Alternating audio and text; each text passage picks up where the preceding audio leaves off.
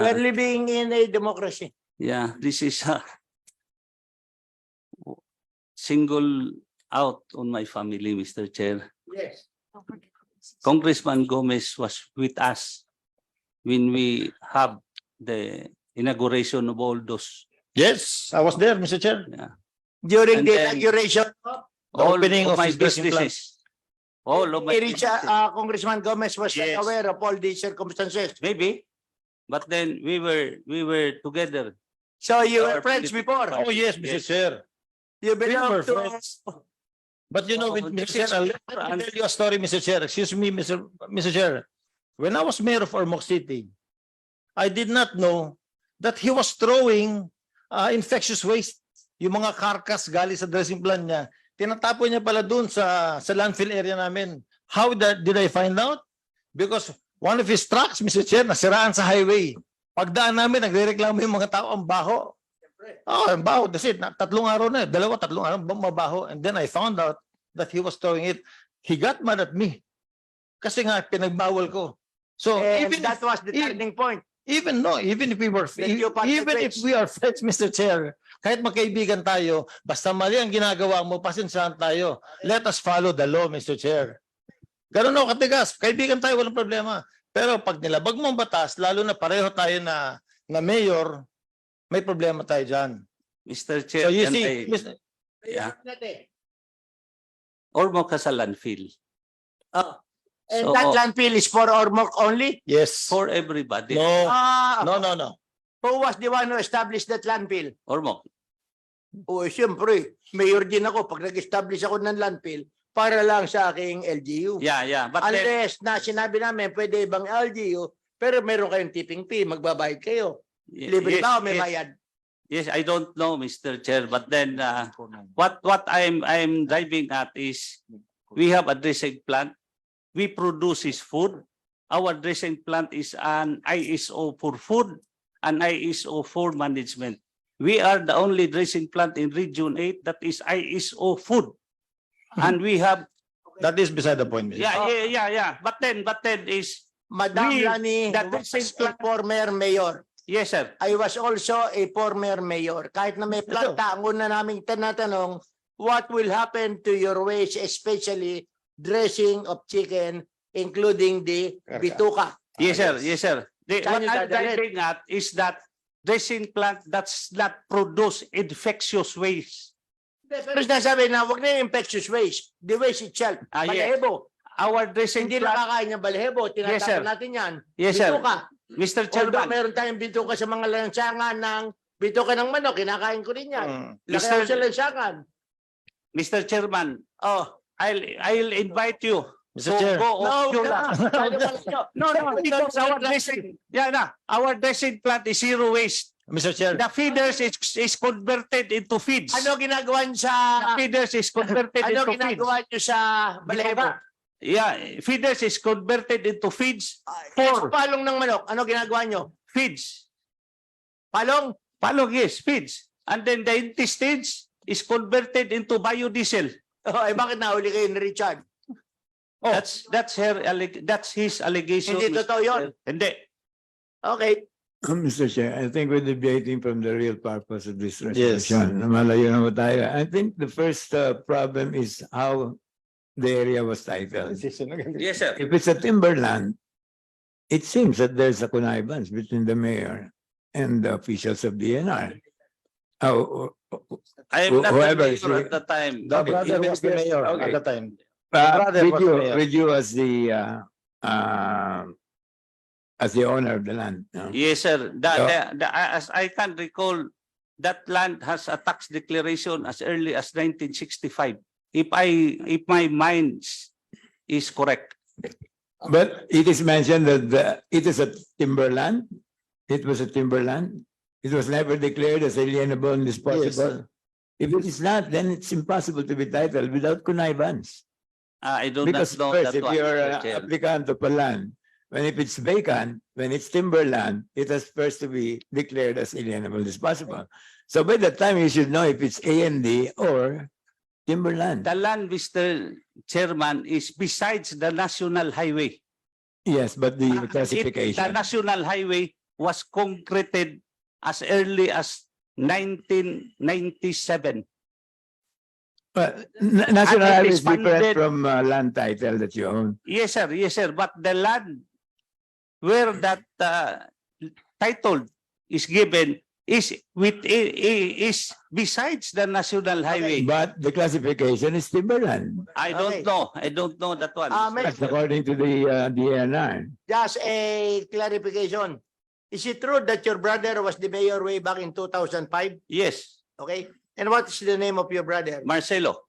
Marcelo, ngayon naman sa ating DNR, pag nagawa ba ako ng kalye sa tabi ng timberland, does it change the classification of the land from timberland to alienable and disposable? Hindi po, O Mr. hindi, Chair. kasi kaya tayo nagagawa ng kalye para marating natin yung timberland. Excuse me. Okay? Classification of lands as will- legislation or proclamation. But Yes. Never because of its closeness to a highway. Mr. Chairman, is not that there is that national highway and it converted into a A&D. No, I am just telling you that the situation of my land. And then number two, Mr. Chair, I have a tracer on tax declaration. The tax declaration of that land is last 1964 owned by Losorata Antonina, of which there are many owners, Mr. Chair. The last owner is me on Okay. 1999. Is that a certified true copy coming from the provincial assessor? Yes, sir. It has a seal. No. Certified true copy of the It is an provincial assessor? original, sir. Because it has a seal. Oh, Cong Gomez. Anong tanong nyo, Mr. Chair? Is that a certified true copy? Sabi lang niya seal. Answer if it's a certified true copy. I don't really know. I Okay. cannot, if you want a certified copy, Mr. Chairman, I'll give. But what I have a copy now is an original copy. And who is the owner? Owner of the In the tax tracer declaration. now is Ramon Oñate. No, before. In your copy. No, this is a tracing, Mr. Chairman. The owner in 1964 was Losorata Antonina. Based on the tax declaration. Yes, sir. No title? No title. Okay, then where did the title come from? It was given on 2005, sir. No. Under the name of, Ramon Oñate, sir. okay, that's a very suspicious titling of land. Congressman. Mr. Chair, it was mentioned earlier na ina-acknowledge nila na mali nga yung pagta-title, di ba? Yes. Tapos kinlaim nila na namatay na yung pumirma. Ang question ko lang, isa lang ba ang pumirma para ma-reclassify yung lupang yon? So, kasi malamang meron pang ibang signatories doon. So, mas concerned ako doon sa mga buhay. But most important there, sir, is the declaration of AMD. Bago nila ma-title lang, kailangan ma-declare as alienable and disposable. Kaya nga matitrace yun doon. Sinabi kasi kanina na ina-acknowledge nila na mali talaga ang paggawa. Tapos Yes. sabi nila, hindi nila mahabol kasi yung in charge yung time na yon ay patay na. Pero I don't think isa lang ang signatory noon. Meron pang ibang mga papeles yan na may ibang signatories. So, para maiwasan na laging nangyayari to, baka po pwede namang habulin ng committee yung mga buhay pa. Correct.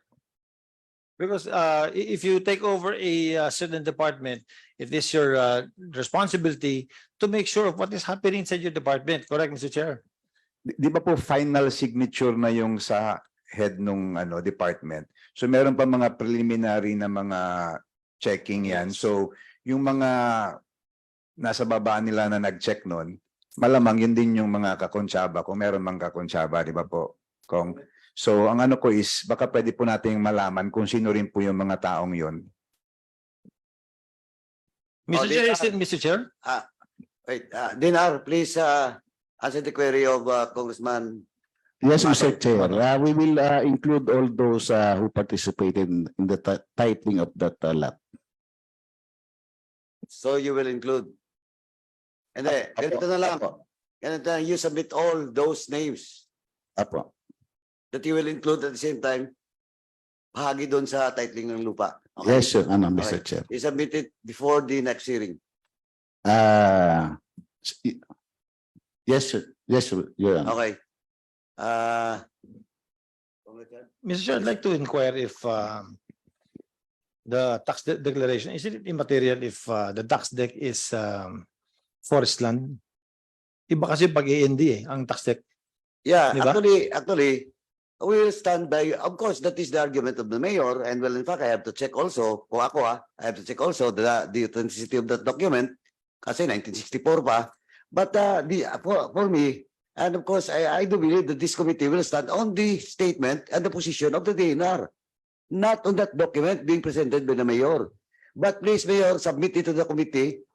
Yes, Today? Mr. Chairman, yes. Please submit it to the committee and we will look into it. But as of now, Comrade Chad will stand by what the position of the DNR. And they're saying that they're still in the timberland during this time, during this 2005 titling. Yes, Mr. Chair. All right, thank you. Any more? Yes, Mr. Chair. Actually, I am not yet done. This is only the other part of this investigation. The other part is Albuera, where the dressing plant is.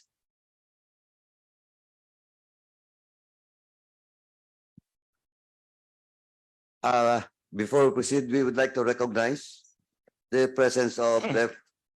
Maria Rene Ann Lourdes, G. Matibag, First District of Laguna. Thank you for coming, ma'am. Please proceed, Comrade Chad.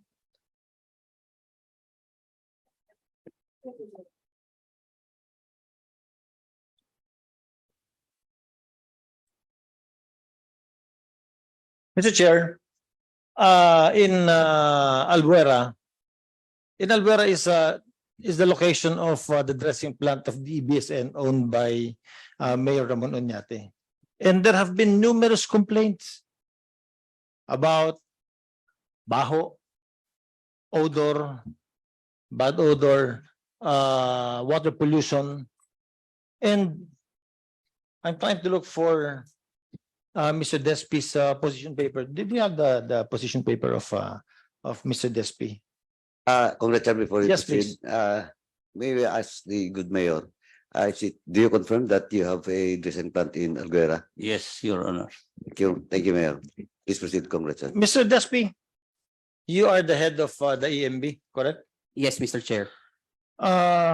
In the same memo to Yusek Kuna, in the notice of violation to DBSN Albuera, it says, and I will quote, for consideration, Mr. Chair, before the board is the water pollution case of respondent with DNR PAB case number 08 F010438.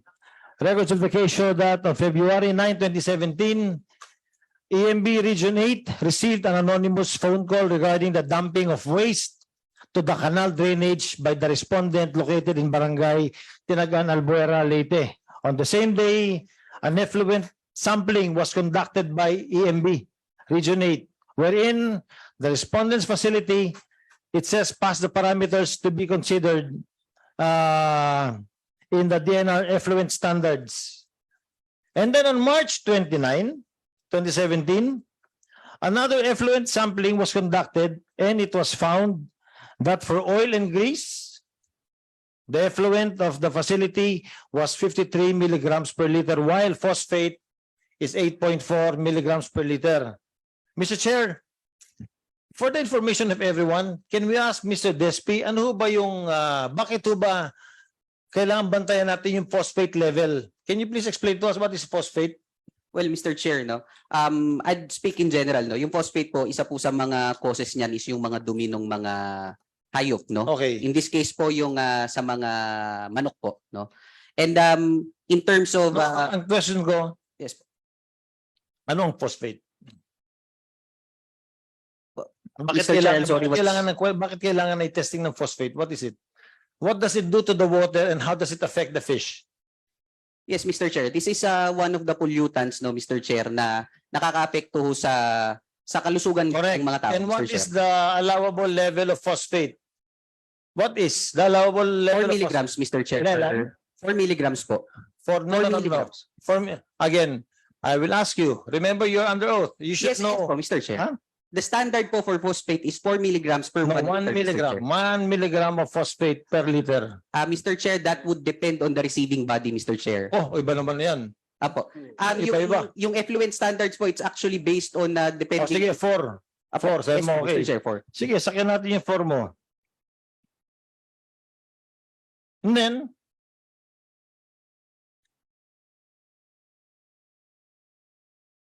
I'm reading here a material from the Pollution Adjudication Board. No? Pub order to. DNR effluent standards. Effluent standards sa inyo. Yes, EMB. Mr. Chair. It says here, sabi ng PAB, who is the chairman of PAB? The secretary? The Secretary, Mr. Chair. You will defy the order of the secretary? No, Mr. Chair. Okay, good. Mr. Chair. Okay, good. Because that is the order. Sabi dito, DNR effluent standards is 5 milligrams per liter for oil and grease and 1 milligram per liter for phosphate. Depend on the receiving body. Ano? Klaro. Mis- Tapos sinabi mo kasi dito, pumasa yung respondent because nagpass sila ng standards na 4.6 milligrams per liter. So, definitely, inutil ka dun inutil ka dun. Hindi mo alam kung ano yung standards ng office nyo. And then, chinek nyo ulit. You know you had you did a sampling and another time, lumabas ang test is 8.4 milligrams per liter na. Diba? Correct? Yes, Mr. Chair. Okay, yes. Because it is all written here in your position paper. Mr. So, Chair. that is 8 times over the standard na allowed for phosphate. Bakit sinasabi ng batas natin na yun ang standard? Because phosphate affects our water, that kills our fishes pag mataas ang phosphate level. And then, when was your last test? Mr. Chair, the last test was January 11, 2023. What was the Mr. Chair. result? Mr. Chair, there was an exceedance in There was an exceedance. Ang ibig sabihin, sumobra na naman. So, may violation na yun. Correct? yes, Mr. Chair. Okay, thank you. Did you know because of the numerous complaints na pinadala sa inyo na hindi nyo ina-actingan, pinadala rin sa local government unit ng Albuera, hindi rin ginagalaw, walang aksyon ang local government of Albuera, pumunta na sila sa mayor ng Ormoc. Ano ang personality ng mayor ng Ormoc dito? The mayor of Ormoc, well, I was mayor of Ormoc also, we are the chairman of the Ormoc Water Bay Commission that covers Albuera, Ormoc City, and Merida. Kaya may pakialam kami sa tubig namin dun. And all those effluent go straight to the waters of Albuera that is inside the Ormoc City, the Ormoc Bay Commission. Correct? So, Yes, Mr. Chair. what did the mayor of Ormoc do? Nagpasampling na siya, nagpatest na siya. Nagpatest ang mayor ng Ormoc, Mr. Chair, sa UST College of Science. And ang resulta, I think we have a result of the water test done by the UST College of Science. Ang resulta, Mr. Chair, is 10%, is 10 milligrams per liter of phosphate dun sa tinatapon na dumi, ni Mr. Oñate, dun sa kanyang dressing plant. Ayan, Mr. Chair, that is the UST study. Meron, ayan yung sample, yan yung ginawa ng mayor ng Ormoc. Sabi ni Mayor Mr. Chair, Martino, please. Mr. Chair, please. Please proceed. Why not we will get a sample together with our personnel, not all alone with you. Aba, mahirap yun. Mas maganda yung surprise para hindi nyo alam. Kasi kahit pag alam nyo na, isasara nyo na lahat. Ganun Mr. Chair. Ganyan. Tayo ba naman maglulukuhan? Mr. Chair. Mr. Chair. Mr. Chair. Silence. Mr. Chair. Mr. Mayor, just to remind the mayor, please finish please do not talk while somebody is talking, and please allow the chair to acknowledge you before you speak. After Cong Richard, Congressman Tan, You follow. Mr. Chair, thank you. Please proceed. I'd like to request if we can hear on Zoom, no? If we can show on Zoom ang mga taga-UST that took the sampling, that made the study. Allow us, please. Thank you, Mr. Chair. Good afternoon, Mr. Chair, and to all the honorable representatives. I'm Elpidio Peralta. I permitted to share my screen po.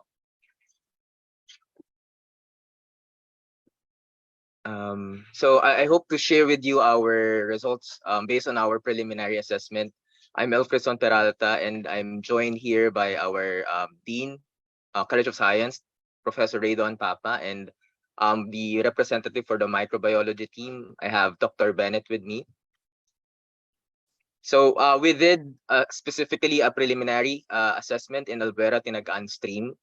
This was in February 25, 2022. Specifically, we did water quality assessment, stream ecology evaluation, and microbiology analysis or microbial analysis, wherein we aim to evaluate specifically water quality, stream ecology, and microbial communities in the stream system identified earlier in Tinagaan, Albuera, Leyte. So for the benefit of everyone, this is our sampling sites, specifically draining in Ormoc Bay. Hence, we had the chance to do scientific investigation from these 3 sites. I think this is a better view, no? Through a simple Google Map view, you'll be able to see here all our sampling sites spanning from upstream portion of the reach system, midstream and downstream, or the tributary for the Ormoc Bay. So just documentations from the upstream site, midstream site, and of course the downstream portion where Ormoc Bay is seen here. I hope you can see my cursor.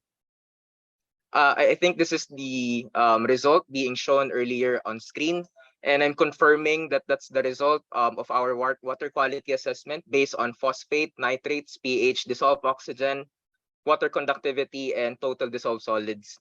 If you'd notice, we've seen a pattern starting of increase in phosphate and other nutrients such as nitrates starting at the midstream portion. If you notice the map I showed you, there are point sources definitely that we were able to identify. Those are direct effluents from poultry or dressing poultry farm.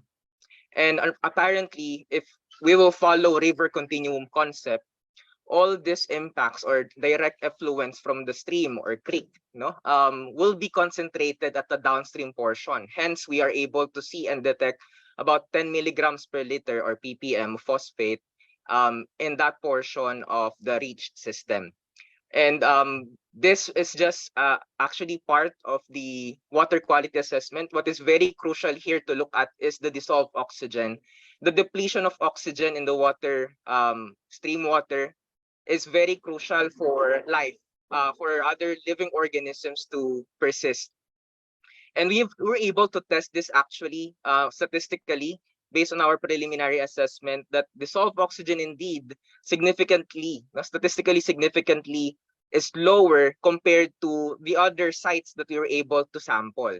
Ang ibig po sabihin nito, kapag sobrang baba na ng oxygen nga naman sa ilog, wala na halos organism na mabubuhay po doon. I'm speaking in terms of stream ecology, And just for the benefit of everyone, to show what we actually documented from the upstream up to the downstream portion, specifically the organisms that I'm usually using. These are biological indicators. So these are species that would indicate whether the water is polluted or not.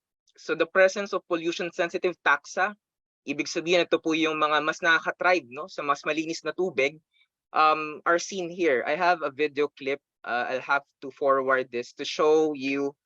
In the upstream portion, we are able to collect pollution-sensitive taxa, confirming a better water quality in the area. So aside from water quality, it is actually effective to make use of biological indicator species to tell us a long-term response of the biological community in the area. And what you can see on screen right now, this is actually a Hydropsychidae, a species of caddisfly. I'm very particular to this example because among these aquatic insects, especially this larval stage, they play a role in the food web. So if you're more familiar with fish, birds, and other more charismatic organisms, these are some of their prey items. No? So crucial siyang pagkain ng ilan na mas kilala nating isda, no? Ibon. And they also serve as the mediator of the food web. Bilang sila rin yung kumakain ng mga lumot, no? Ng mga primary producers natin sa ilog. And going further midstream, unfortunately, this is what we have documented in terms of the dominant pollution tolerant taxa. I'm now referring to Chironomidae and Tubiphysidae. But for this specific video clip, I'm showing Tubiphysid larval stage worms. No? So this is at the midstream portion where the point source of the direct effluents have been identified from the dressing poultry farm. Unfortunately, the moment we got there, we were able to document this immediately near the bridge. So I have here a 4-minute long video clip just to show this dominant Tubiphysid worms. From the midstream portion, we further investigated the downstream, which I had showed earlier, where it drains directly to Ormoc Bay. What I hope to show here are the tolerant mollusks, specifically gastropods, that can tolerate what we call eutrophication. Elevated nutrients, no, mataas na phosphates, nitrates, would actually enhance this community because they can either tolerate and they can also depend on this high or elevated nutrients of phosphates and nitrates. I'm documenting. I hope you're able to distinguish, no, yung mga nakikita namin dito na mollusks aside from yung mga nandito sa stones. No? So ayan yung mga gastropods po na yan. If just under the microscope, these are some of the documentations we had for the pollution-sensitive taxa, found mostly in the upstream portion before the midstream, kung nasaan po yung identified point source natin.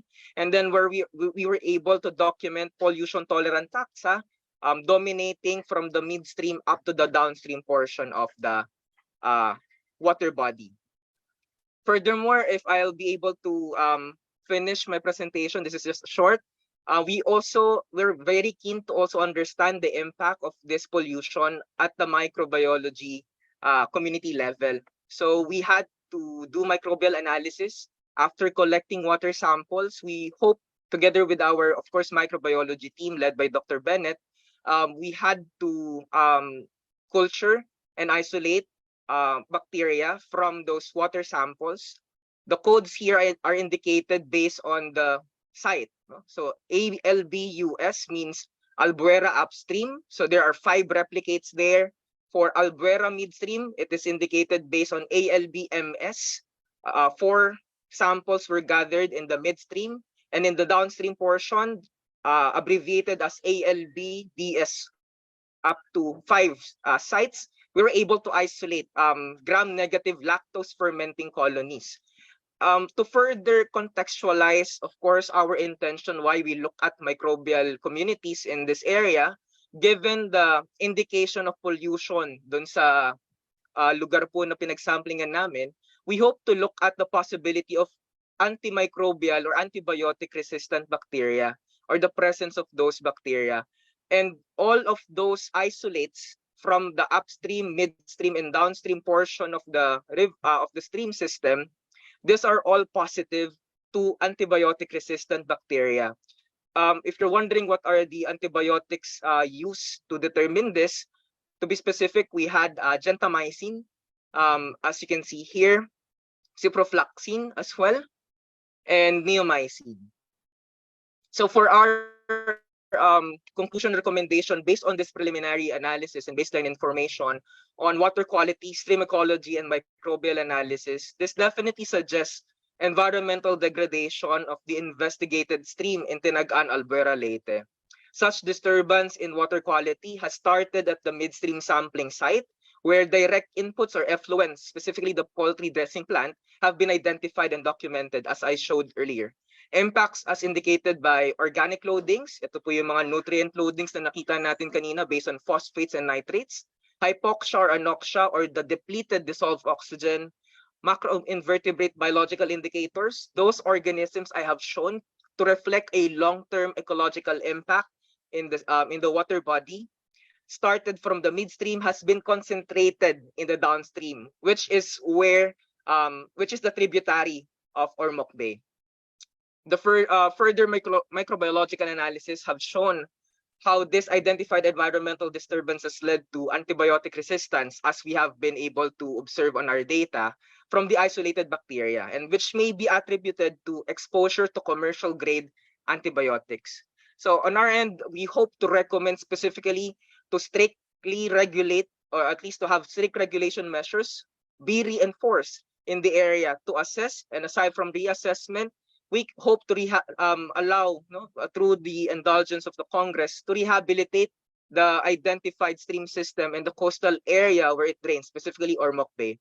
And the current and future implications of the unregulated direct effluents or direct wastewater from the point source would have ecological health implications to ecological health of stream and coastal ecosystems, as well as to public health of the local communities. That ends my presentation. I hope this allows us to clarify the submitted position paper of University of Santo Tomas. Thank you po.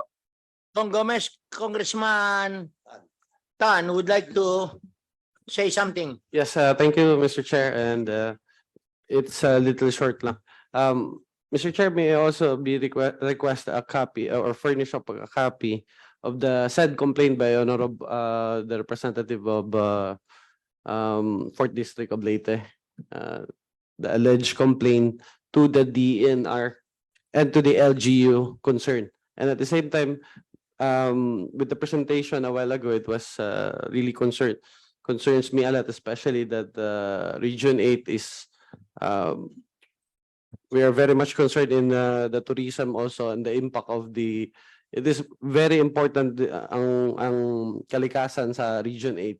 So may we request again, may I suggest also that may we request for another test, and probably we will also invite the DNR and also the owner of the farm, so that it would be for the fairness of each and everyone also, na mahirap naman na basta-basta sasabihin na natin na parang inambush din natin na hindi naman natin, it's just like measuring the property na hindi mo rin pinaalam yung kapitbahay mo, mahirap naman. So it would be fair enough that we also invite the persons concerned, the DNR and the owner of the lot. Mr. Chair, Congressman Gomez is recognized. Thank you, Mr. Chair. Thank you, Mr. Congressman Tan. In the deposition paper of the DNR, sinasabi na dito, other initiatives of EMB 8 on DBS and Farms dressing plant, that in January of 2023, an investigation was personally led by the regional director and a sampling was conducted afterwards. The result of the laboratory analysis revealed an exceedance, sobra, ng phosphate for phosphate. So, Mr. Chair, just to expedite our hearing this afternoon, Mr. Chair, I'd like to recommend. I'd like to first ask the Secretary, because of the numerous violations that were and notices given by the EMB and the RED. First, we make sure that the DBS and Farms, DBS and Farm pay for all this penalty. Kasi ang charge lang ni EMB, Mr. Chair, yung establishment na walang water discharge permit, pero hindi niya charge yung planta na nag-ooperate on a daily basis without the water discharge permit. Magkaiba po yun. Kaya nga sinasabi ng batas natin merong daily penalty of 10,000 to 200,000 pesos But he never did that.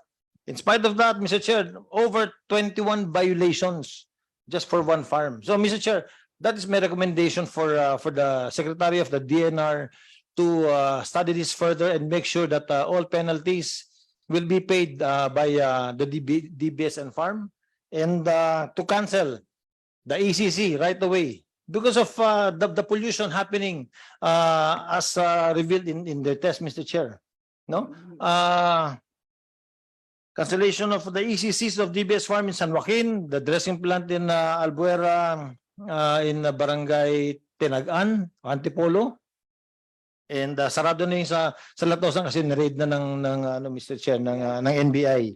Yes, no? And if possible, may we ask the secretary who is online also, Mr. Chair, kung The secretary asked my permission that she would be attending a very urgent meeting. That's why she begged leave. okay. In that case, Mr. Chair, we will ask the secretary, Mr. Chair, if possible, why don't we excavate the dump site doon sa alleged na pinagtatapunan nila ng infectious waste, no, ng mga manok nila in lot 5150 and 5143 in Barangay San Joaquin. Because, Mr. Chair, this is totally unacceptable. This is totally unacceptable na nangyayari ito sa atin. Hindi natin pwedeng pabayaan na patuloy na sirain itong kalikasan natin. Tayo, naging mayor ho tayo. Every Monday, nagpa-flag ceremony tayo, nag-o-oath tayo that we will protect our people, we will protect the environment. Ganyan na oath natin. Ikaw, nag-mayor ka o nag-governor ka. You know that. Ikaw, mayor ka. Every Monday, you say that you will protect the environment. But look at what this mayor is doing, Mr. Chair. That is abuse of authority. And he has broken so many laws, and therefore he must be persecuted, and he should be the laws that we pass in Congress should be applied on him. Mr. Chair. Thank you, Mr. Chair. Okay. Mr. Chair. Mayor Onyate, last. Yeah, last, just to tell you that DBC Farms has there is another plant there, right meat, that's processed the intestines of the DBC Farms. Oh. Hindi yung sa akin yun. Try to investigate. Okay. One. No Because they are accusations. processing. Oh, Number two, Mr. Chair, is that can I have all of those copies that yes. number three, Mr. Chair, is he is leading that he wanted that all my businesses will be closed. Why No, it's single not me that out? suggest that. No, why single me out, Mr. Chair? In Ormoc, there are many dressing plants. And for sure, I am very much pretty sure that our wastewater treatment facilities is much more better than them. So, Why in short, single me out? Mayor Onyate, you are not prevented from filing the appropriate cases insofar as the other plant situated in Ormoc City is concerned, in the event that there would be violation. In any event, recommendations were suggested or were given by Congressman Gomez, all the parties, Mayor Onyate, DNR, you are given the opportunity to refute all these charges in order to form part of our record. And also, insofar as DNR employees are concerned, as mentioned earlier, there has been an oral motion on our oral request of Congressman Gomez to recommend to the Secretary for your transfer to other regions. And therefore, you have also to answer, if you want, why you should not be transferred as part of our due process. Okay? You are given 30 days because we'll be adjourning our session. We shall be coming back on July 2024, Disona. So you have all the time. And once you have submitted your position papers, that will be the time that the committee will deliberate on the motions and recommendation of Congressman Gomez. If you need any document, you can always communicate with with our committee secretary, and the ComSec is hereby directed to provide all the necessary documents to the interested parties. Okay? Mr. Chairman, Yes. just to clarify things, specifically the one mentioned by Congressman Tan, what will be the position of the committee with regards to the request